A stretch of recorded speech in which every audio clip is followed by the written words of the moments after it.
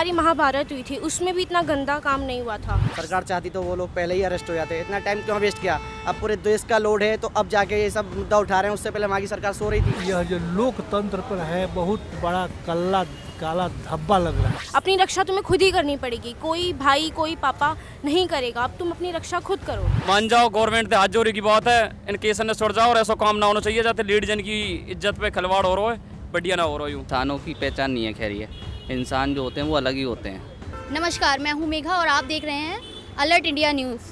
तो आज हम जिस विषय के बारे में बात करने जा रहे हैं उसने पूरे देश भर में पूरी जनता को झंझोर कर रख दिया है। हम लोगों को इतने दिनों बाद पता चला है, वहाँ के नेटवर्क्स बंद थे, वहाँ पे इतनी सारी चीज़ें हो रही थी और उसके बाद पता चलने के बाद भी अभी तक उन पे कोई वो नहीं है। एक ही इंसान पकड़ा गया और ऐसे लोगों के साथ क्या करना चाहिए। जो हमारी महाभारत हुई थी उसमें भी इतना गंदा काम नहीं हुआ था और अब मुझे लगता है कि अब श्री कृष्णा बचाने नहीं आएंगे। अब द्रौपदी में जो द्रौपदी है अपनी रक्षा तुम्हें खुद ही करनी पड़ेगी, कोई भाई कोई पापा नहीं करेगा, अब तुम अपनी रक्षा खुद करो। मतलब में हमने सबने पूरे गांव बस्ती वाले ने पूरे हरियाणा के पलवल जिले के सबने निंदा करी है काम की और केस है बहुत दिन हो गए हैं, अभी तक कोई सुनवाई ना हुई है, गवर्नमेंट ने कोई एक्शन न लियो, अभी तक कुछ भी ना हो। जल्दी जल्दी एक्शन लेने, रोडन पे आएंगे भैया, धरना देंगे। अपनी तो यही है भैया, मान जाओ गवर्नमेंट से हाथ जोड़े की बात है, इन केस ने सुट जाओ और ऐसा काम ना होना चाहिए जाते लीड जन की इज्जत पे खिलवाड़ हो रहा है, बढ़िया ना हो रहा यूँ। वहाँ के आम नागरिक क्या कर रहे थे, जब उनकी बहन बेटी सबके साथ होगा तब जाके जाकर घूमेंगे क्या। अभी दो लड़कियाँ केवल निर्वस्त्र हुई हैं, उसके बाद सबके घर में होगा जब उन लोगों को पता लगेगा।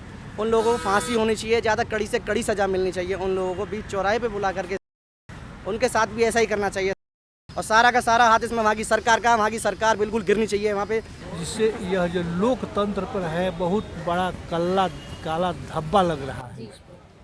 इस तरह का नरसंहार होना, किसी स्त्री का इस तरह के साथ दुर्व्यवहार होना, यह कतई हमारे संस्कृति में शोभा नहीं देता है और न इसको देश बर्दाश्त कर सकता है। इसलिए यहाँ तक चाहिए सभी जितने भी राजनीतिक गण हैं वे अपना सब ईर्ष्या भाव छोड़कर एक दूसरे पर आरोप लगाना बंद करके और जितना सहयोग हो वहाँ के लिए सभी लोग इकट्ठे हो जाएं और वहाँ फिर सौहार्दपूर्वक शांतिपूर्वक सब व्यवस्था हो जाए। और वहाँ पर और भी पब्लिक थी, उनको आवाज़ उठानी चाहिए थी, बोलना चाहिए था, लेकिन इंसानियत जैसी कोई भी चीज़ नहीं देखी वहाँ पर, जैसे इंसानियत होती है।